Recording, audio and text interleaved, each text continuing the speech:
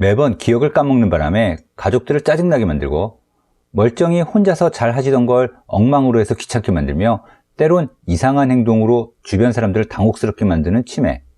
이런 치매 노인을 모시고 한 집에서 생활하려면 대단한 인내심이 필요합니다. 그래도 여기엔 나름의 요령이 있습니다. 치매의 각 단계마다 그리고 각 증상마다 대응 방법들이 있는데 각각에 대해 살펴보기에 앞서 늘 염두에 두고 있어야 하는 전제 조건이 있습니다. 바로 치매 노인들의 마음속에 늘 불안감이 깔려 있다는 사실입니다. 의식적으로는 자신이 기억하지 못한다는 사실을 인지하지 못하고 있지만 무의식적으로는, 그러니까 은연중으로는 뭔가가 잘못되고 있다는 느낌을 받고 계시는 상태입니다. 따라서 치매 노인을 대하는 방법의 핵심은 바로 불안하지 않게 해드리는 것입니다.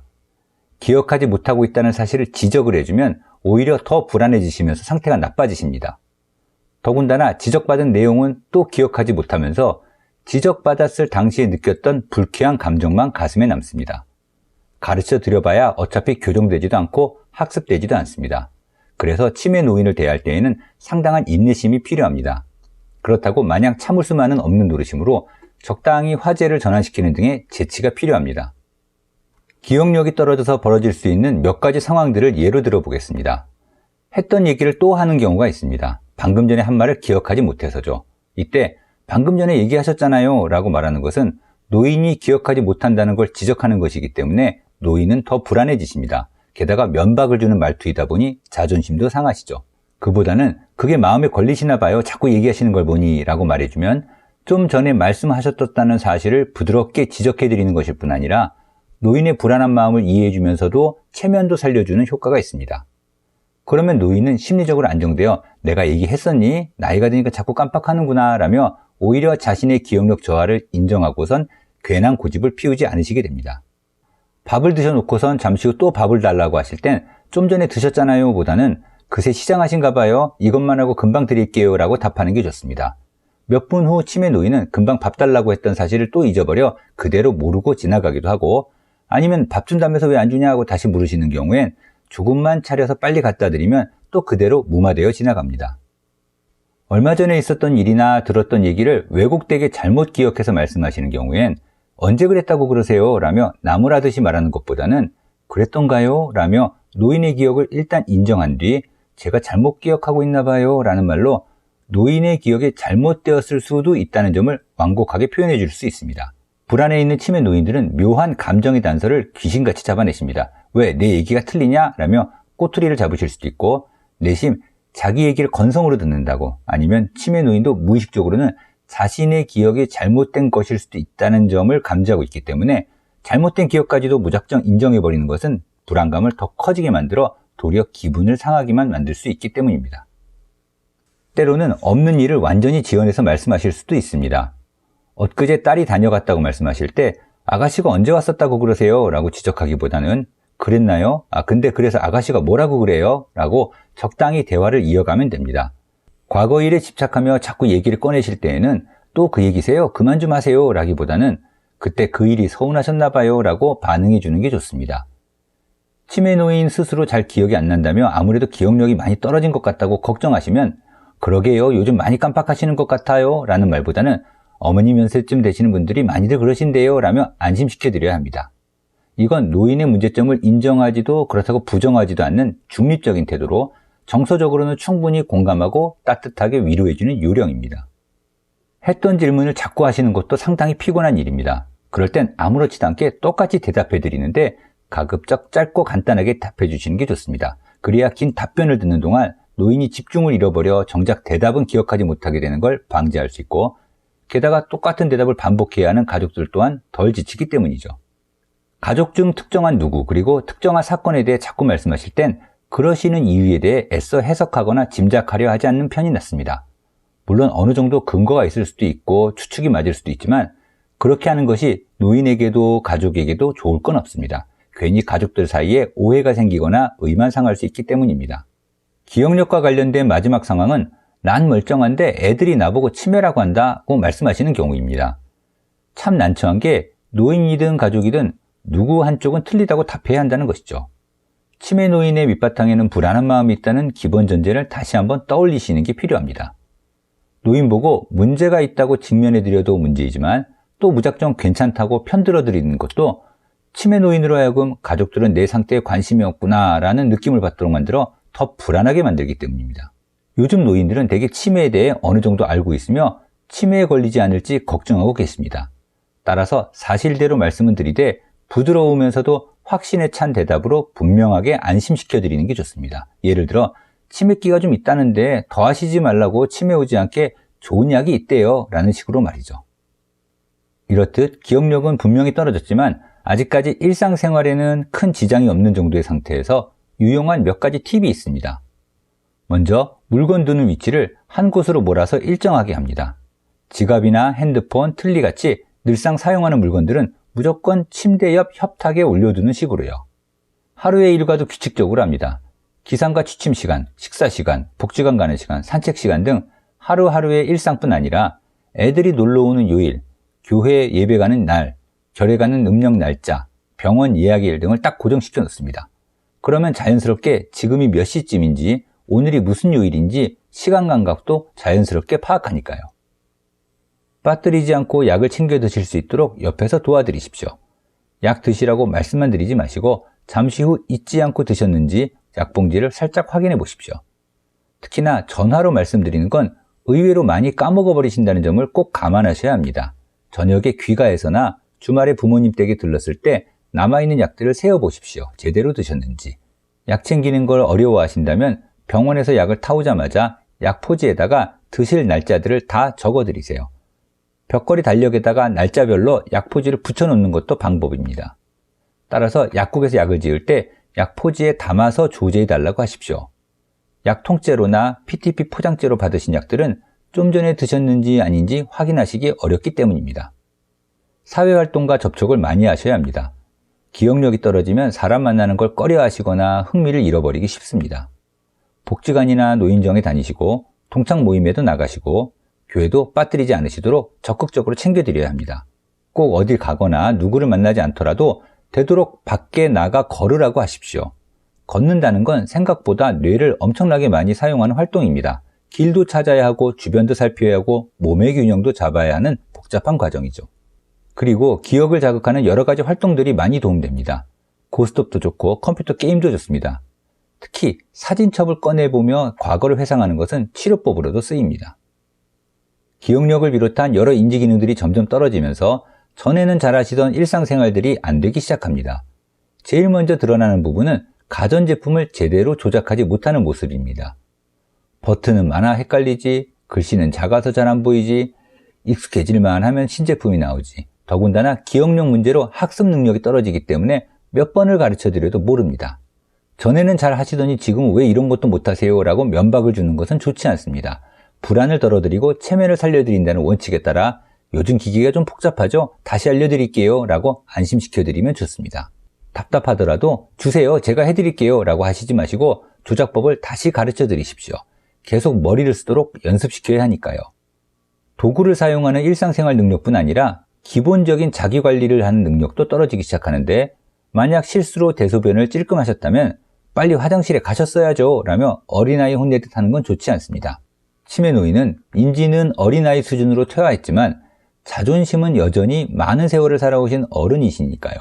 이해한다는 의미로 급해서 실수하셨나봐요 라는 표현이 더 낫습니다. 인지기능이 떨어져 길을 잘 못 찾을 정도가 되면 혼자 밖에 내보내는 게 걱정스럽게 되죠. 그렇다고 무작정 못 나가게만 할 수도 없으니까 답답하시죠? 이것만 하고 나서 저도 같이 나가요 라고 말씀을 드립니다. 길을 못 찾으시니까 내 도움 없이는 불안하다는 뉘앙스를 주지 않아야 합니다. 자칫 날 무시하냐? 나 혼자서도 갔다 올 수 있다 며 화내실 수도 있으니 자존심 상하지 않게 해드리는 거죠. 아니요, 저도 갑갑해서 잠시 나가려던 참이었어요 라고 핑계를 대면 됩니다. 그리고 또 그렇게 무마시키고 나면 몇 분 후 기억하지 못하고 또 그대로 넘어가기도 합니다. 일상생활에 문제가 생길 정도로 치매가 진행하면 노인들 자신도 뭔가가 잘못되었다는 사실을 직감합니다. 치매가 왔다고 해서 계속해서 정신이 없는 상태는 아니어서 비유하자면 방에 있는 수많은 전구들이 수명을 다했을 때 모든 전구들이 한꺼번에 꺼지는 게 아니듯이, 더군다나 하나의 전구도 불이 깜빡 들어왔다 나갔다 하듯이 치매 노인도 순간 제정신이 돌아올 때가 있는데 그때 엄청난 불안감이 엄습해 옵니다. 이런 심리를 잘 달래줘야 합니다. 그래서 치매 중기 정도가 되면 예전보다 더 다정하고 따뜻하게 대해주시는 것이 좋습니다. 한 가지 요령이 적당히 반말을 섞어서 대화를 나누는 것입니다. 물론 자칫하면 무시당하는 것처럼 들리실 수도 있겠지만 요령껏 반말을 사용한다면 더 친근하게 느껴지고 또 힘들어하실 때 달래주고 안심시켜주기에 수월합니다. 치매란 다시 어린아이로 되돌아가는 질병이라는 개념을 떠올리시면 됩니다. 어린이집 보내듯이 잘 달래서 복지관을 보내고 멍하니 계실 때 빨래 개기 같은 집안일이라도 시키는 겁니다. 할아버님 경우엔 약수 들어 다녀오시라고 해도 좋습니다. 그리고 다 하셨을 때 고맙다고 고생하셨다고 충분히 칭찬해 주십시오. 대화를 나눌 땐 좀 더 큰 목소리로 얘기해 드려야 하는데 의외로 귀가 잘 안 들리시는데도 말씀을 안 하셔서 모르고 지나치곤 하기 때문입니다. 눈을 맞추고선 천천히 또박또박 쉬운 단어들을 반복적으로 사용하되 말뜻을 이해할 수 있는 시간을 충분히 들이면서 대화해야 합니다. 유치원생을 대할 때의 요령과 비슷하죠. 사용하시는 휴대전화는 간단한 기종으로 해서 목에 걸고 다니시게 해드립니다. 길을 잃었을 때를 대비해 인식표나 신분증, 연락처를 적은 메모를 안쪽 주머니에 늘 넣어 놓습니다. 인근 파출소 등에 미리 알리거나 치매센터를 통해 등록해 놓습니다. 안전을 위해 가스밸브와 온수밸브에 별도의 장치를 해놓고 칼이나 라이터 같은 위험한 물건들은 잘 치워놔야 합니다. 대소변 관리를 위해 규칙적으로 화장실을 미리 다녀오시게 하고 거동이 불편하시면 방 안에다가 간이병기를 놔두는 것도 좋습니다. 치매의 증상 중 중요한 또 하나의 축이 바로 문제행동 증상입니다. 인지기능 저하에 따른 일상생활 능력의 상실보다 다루기가 훨씬 더 어렵습니다. 물건 둔 곳을 기억하지 못하는 것이 심해지면 피해 망상이 생겨납니다. 그걸 노인 잘못으로 탓해봤자 싸움만 날 뿐 오히려 증상을 악화시킵니다. 대신에 인정도 부정도 하지 않은 채 그 주제를 잠시 미뤄두면 좋습니다. 하지만 환각의 경우는 좀 다릅니다. 저도 보여요 라고 말씀드릴 수는 없는 노릇이죠. 대신 아무것도 없다는 뜻을 노인 잘못으로 몰지 말고 전 안 보이는데요 라는 식으로 감각의 주체를 바꿔줍니다. 밤에 잠을 안 자는 문제도 다루기 매우 힘듭니다. 애들 재울 때를 생각해 봅시다. 억지로 자라고 하면 더 안 자죠. 치매 노인도 마찬가지입니다. 오히려 나와서 놀다가 들어가세요 하면 얼마 후 졸리다며 스스로 들어가시곤 합니다. 파괴적인 행동은 그것이 다른 누군가에 대한 것이든 자기 자신에 대한 것이든 모두 스스로를 컨트롤하지 못해서 생겨나는 문제 행동입니다. 따라서 컨트롤하지 못하는 분을 억지로 진정시키려는 것은 오히려 더 자극하는 결과를 낳습니다. 치매 노인이 화를 내며 달려들 때에는 일단 그 상황을 벗어나는 것이 최우선입니다. 피하지 못해 치매 노인한테 맞는 일이 벌어진다면 어떻게 될까요? 맞은 사람은 당연히 화가 날 뿐 아니라 미워지고 앞으로 돌봐드리기 싫거나 무서워질 수 있습니다. 그럼 때린 치매 노인의 기분은 어떨까요? 제정신으로 돌아와 흥분이 가라앉고 난 뒤 그 노인은 미안함과 죄책감, 자괴감에 괴로워하실 수 있습니다. 결과적으로 치매 노인에게도 해가 될 뿐이죠. 그러므로 치매 노인의 눈빛이 무섭게 느껴지고 이내 주먹이 날아올 것 같이 느껴진다면 지체 없이 피하셔야 합니다. 그것이 그 노인을 돕는 길입니다.